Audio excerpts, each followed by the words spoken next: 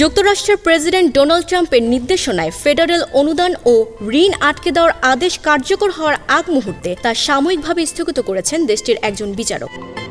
২৮ জানুয়ারি মঙ্গলবার আদেশটির কার্যকর হওয়ার কথা ছিল, তবে আদালতের নির্দেশে তা স্থগিত রাখা হয়।